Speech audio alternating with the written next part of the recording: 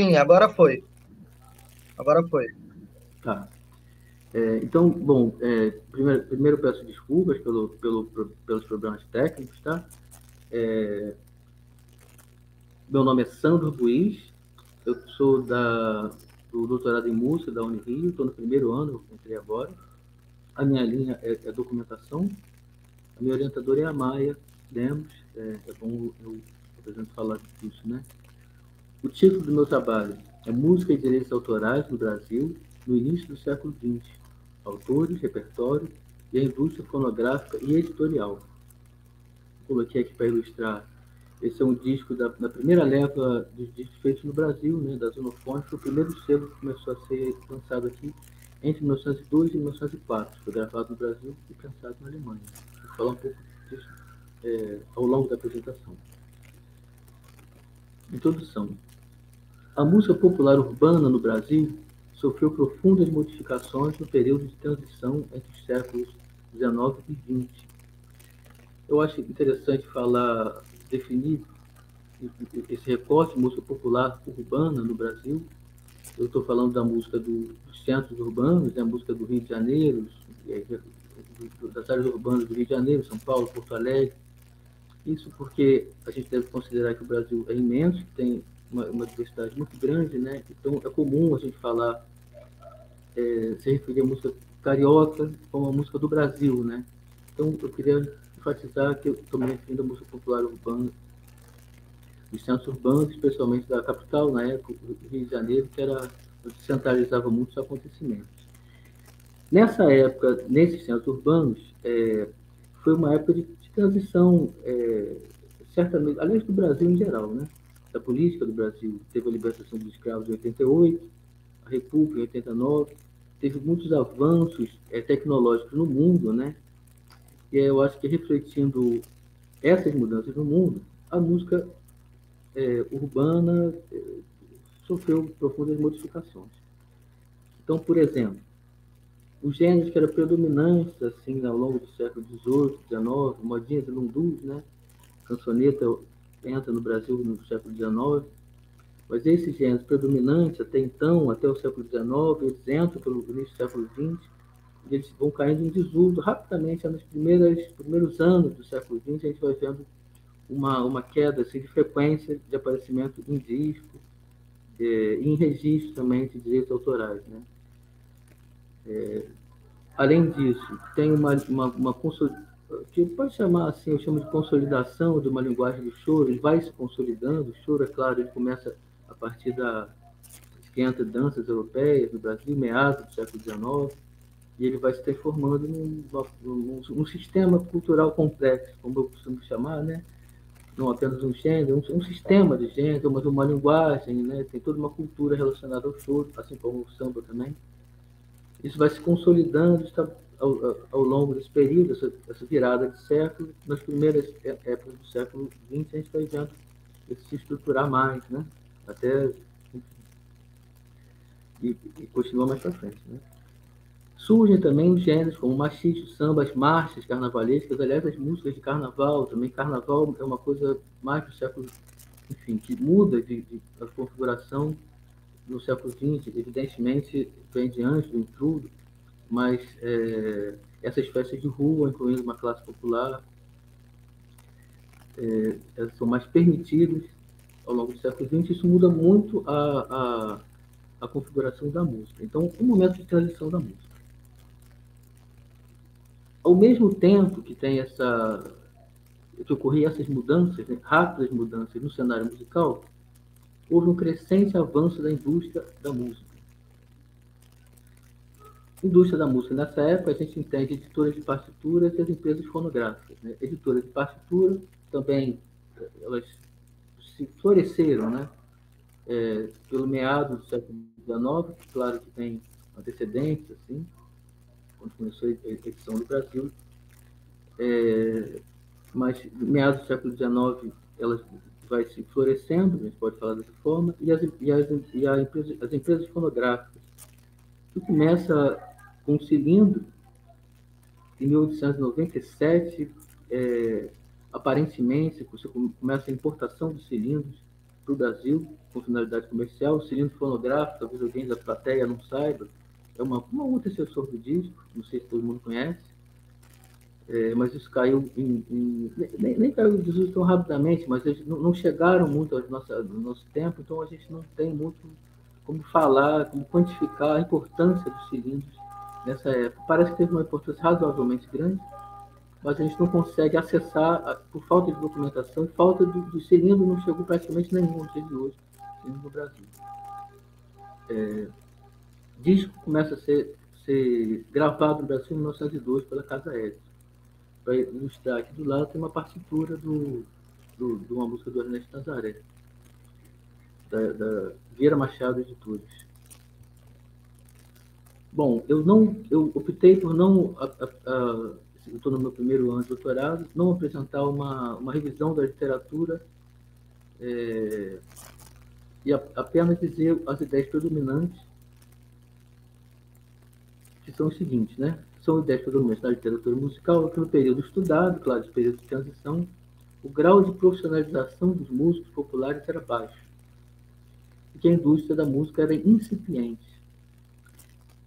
Rastrear é uma boa palavra, porque segundo os rastros da literatura atual, indo para o passado, né, quem cita quem, eu acho que quem começou a falar de profissionalização na música, que seria que a música dessa época, a música popular urbana, né, voltando a dizer, seria de uma classe média, baixos funcionários públicos, né, e seria um divertimento dessa classe média de baixos funcionários públicos, não seria a música profissional. Foi um Tinhorão na década de 60 e o Ari Vasconcelos, né, num momento assim, de pesquisa muito pré-acadêmica, né, da pesquisa de música popular.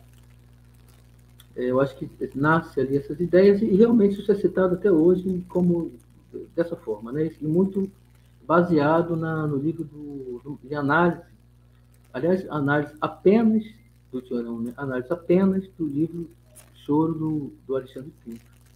Eu acho até que é uma espécie de criticável, se base só nisso. E a indústria da música seria incipiente também nesse período, e na época do rádio, meados da década de 20, começa a ter uma música mais profissional, até o florescimento mesmo, assim, despontar da música na década de 30, era do rádio, era de ouro da música brasileira, como o Ari Vasconcelos começou a chamar, e assim por diante, né? E essa época seria uma indústria ainda mais incipiente, mais precária. Para ilustrar até provocativamente, eu coloquei as duas fábricas de disco que existiam no Brasil na década de 10, a fábrica da Casa Edison, que era a fábrica da Odeon, que era uma multinacional poderosa na época, está aqui à esquerda, e à direita a fábrica da Casa Elétrica, em Porto Alegre, no Rio Grande do Sul, que foi uma fábrica que exportava discos, atendia a Argentina e a Uruguai, além do mercado ali do sul do país, chegou um pouco a São Paulo. A fábrica da Casa Edison foi fundada em 12 de dezembro de 12, começou a funcionar em 13, e a da Casa Elétrica em 14. Bom, diante do exposto, né, meu objetivo, colocado de maneira geral, então eu não coloquei objetivos específicos, tá? O objetivo geral da tese fornecer um panorama da atuação dos compositores de música popular urbana no Brasil durante as primeiras décadas do século XX, avaliando sua crescente profissionalização e as paralelas transformações da indústria fonográfica e edição de partituras. Aqui botei para ilustrar dois discos iniciais, dois discos dessa época, em 1911 e 1912, mais ou menos, da Casa Faulhaber e da Casa A Exposição, disco Brasil Records. Material e métodos. O estudo se baseia em maior parte nos livros de registro de direitos autorais da Biblioteca Nacional. Eu estou analisando esses livros de registro do período de 1899, a expectativa é chegar até 28 ou 29. Eu até agora fui até 19. Esse trabalho é realmente um trabalho grande, né? Um trabalho meio imenso, né? Porque eu estou transcrevendo todas as informações de todas as músicas, todos os autores, todos os seccionários, tá? Estou transcrevendo esses livros da Biblioteca Nacional eu tive acesso a um livro de protocolo desde 89 até 19, e eu comecei a fazer esse trabalho, tirar tudo que tinha de música há alguns anos. Por isso que eu já tenho parte do trabalho pronto, né? E agora eu estou revisando com os livros originais da Biblioteca Nacional e quero chegar até essa data de 28, 29, para pegar o fim dos discos mecânicos no Brasil. Disco mecânico, disco gravado por microfone mecânico, antes de ter a tecnologia dos discos elétricos, né? Então eu quero cobrir todo esse período, tá? E eu estou descrevendo esse livro com análises quantitativas, que é uma forma de lidar com um volume de dados razoavelmente grande como esse, né?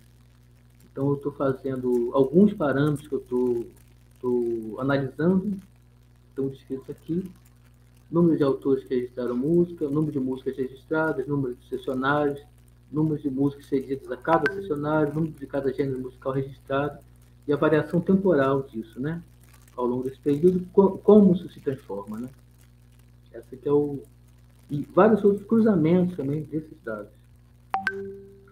Isso aqui é um exemplo de um registro. Aliás, é um registro muito especial, esse registro.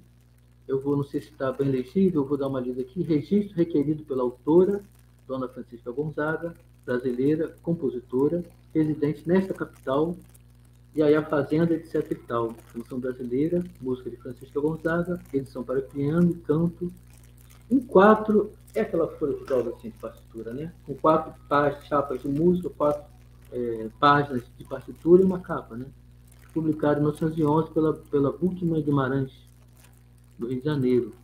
E aí está datado aqui o registro de 30 de abril de 1912. Esse registro é especial. Bom, é muito interessante ver a Francisca Gonzaga e tal, mas ele é especial porque foi a primeira vez que um compositor se apresentou na Biblioteca Nacional, porque eles apresentavam a profissão, se apresenta como compositor profissional, né? Daqui Francisca Gonzaga, brasileira, compositora. Esse foi o primeiro registro no qual uma pessoa se apresenta como compositor. Se apresentava como músico, como às vezes omitia, como cancionetista, como professor de música, etc., né? Isso também a partir de um certo período, que o período inicial era mais seco de informações e não tinha essa informação da profissão, infelizmente, porque esse dado é muito precioso. Mas isso é bem interessante, porque nessa época, esse registro de 12, nessa época há uma mudança no status assim, do compositor, eu acredito, seja a interpretação, mas há um status, uma mudança assim, no status do compositor de música urbana. Um grau de profissionalização maior, justamente nesse período. Eu vou dizer por que mais abaixo aqui. Bom, aqui são resultados preliminares já, mais uma vez falando, estou no meu primeiro ano, são preliminares, embora já tenha um trabalho bastante começado, eu ainda estou começando agora, nesse primeiro ano, fazendo disciplinas e ajeitando esse trabalho para uma cara de tese, um trabalho acadêmico. Então, exemplos de análise que eu fiz, já estava até pronto, já antes de eu entrar no doutorado. Aqui, eu nem botei isso em gráfico, porque são poucos gêneros, aqui análise baseada em gêneros musicais, aqui é o samba, teve só do início de 89 até 19, tá? Como eu falei, eu tenho pronto isso até 19, e estou avançando até 28, 29, mas foram gravados 25 sambas até 19, é bastante interessante, é sempre curioso, né? Desperta muito interesse samba, né? Por isso eu botei para exemplificar logo esse gênero musical. Em 1910, primeiro samba registrado, era um samba registrado como samba carnavalesco, os Paladinos Paulinos de Sacramento, 1910. Depois aqui, um samba em 10, um samba em 13, um samba em 14, em 1916 pelo telefone, depois um samba em 17, aí 18 já começa, já tem aqui uns 7 sambas, de 19 já são 12, e veja bem como há um crescimento da frequência desse gênero sendo registrado, né? Eu nem coloquei em gráfico, mas eu vou colocar com certeza isso em gráfico, depois comparando com outros gêneros, né? Aí a gente vai ver queda graficamente, numericamente, quantitativamente, né? A queda dos gêneros que predominavam antes, né? modinha, lundu, cançonetas, que é um gênero meio pouco falado, mas acho que de grande interesse, era de muito sucesso na época. E um crescimento de outros gêneros, como o samba. Na época da Primeira Guerra, um crescimento do... Os gêneros aparecem, os gêneros de origem norte-americana, né? Chime, foxtrot e tal. Então, esse é a análise por gêneros. Aqui eu vou falar de cada cessionário, não são tantos assim. Cessionário quem compra os direitos autorais, tá? As empresas de edição de partitura e as empresas fonográficas, foram só 3 até 19. Então, isso aqui é o crescimento do número de registros de direitos autorais pela Nascimento Silva, editora, é uma empresa razoavelmente grande. Esse gráfico aqui, só um exemplo, tá?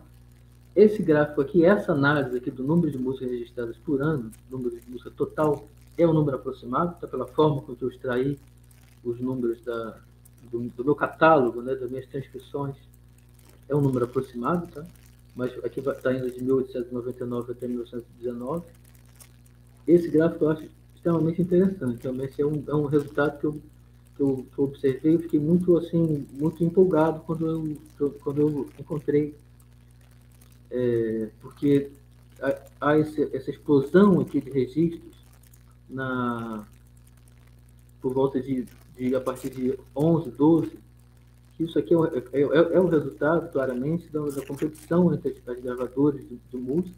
É quando entra registro, quando as empresas de disco começam a registrar música. Antes existia a Casa Edison, quando surge a Casa Faulhaber e a Casa Edison de São Paulo, que era uma outra empresa, Discos Fênix, tinha o mesmo nome, mas era outra empresa, elas começam a competir e há uma corrida para registrar música. Por isso essa explosão de partitura nesse período. E a queda é explicada pela Primeira Guerra Mundial. Em 14, os discos no Brasil, nessa época, eram impressos na Alemanha. As empresas sobreviveu a essa época, a Casa Edison. As outras 2 empresas que competiam com a Casa Edison faliram na época da guerra, claramente por causa da guerra. E a Casa Edison, como tinha uma fábrica, fundou a fábrica um ano antes da guerra, não à toa, ela conseguiu sobreviver a esse período. A Casa Elétrica de Porto Alegre também conseguiu fazer uma fábrica de discos, aquela que eu mostrei na foto, e também sobreviveu e ainda abasteceu o mercado do Uruguai e Argentina. Então, essa época aqui, há uma, que eu mencionei antes, que é uma mudança assim, do status do compositor. Os compositores começam a se apresentar, registrar a música como compositor, como profissional compositor. Isso acontece nessa época, a Chegão Gonzaga foi a primeira em 12. E a gente observa também, por exemplo, observa o que complementa esses dados, né? Começa a aparecer polêmicas assim, em torno da autoria de músicas, né? Porque a música começou a dar um status, começou a dar algum dinheiro, é o que a gente conclui, né? Polêmica, por exemplo, relacionada ao João Pernambuco, o Catulo teria pegado músicas dele. Realmente o Catulo sempre se apropriou de músicas alheias. Até essa época nunca tinha dado polêmica. A partir dessa época começou a dar polêmica, né? E a própria polêmica relacionada pelo telefone, mas enfim, começa a surgir a ideia do plágio. Essa é uma tradição da música brasileira em falar sobre plágio e tal, e começa essa época também, não à toa, porque a composição de música popular ela ganha um novo status como produto profissional. Isso é uma interpretação, uma conclusão que eu estou chegando, né? E é muito interessante mostrar assim graficamente, eu acho. Para finalizar, eu mostro aqui uma evidência, até eu quis colocar selos de disco, porque eu tenho usado selos de disco como fonte histórica. O disco, a materialidade do disco como fonte histórica. Materialidade, enfim. E aqui a gente observa 2 discos dessa época, posteriores a 12, 13, O autor aparece aqui, tá vendo? Samba carnavalesco Raul Moraes, A Viola Está Magoada, Catulo.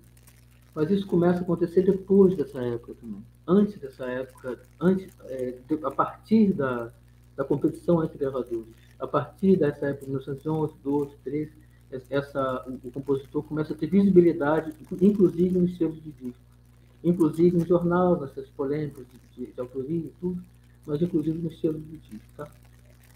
E, e é isso, gente, a minha apresentação. Desculpe o atropelo ali inicial, e aí começou assim meio... Mas é isso, vou interromper com os elementos. Obrigado.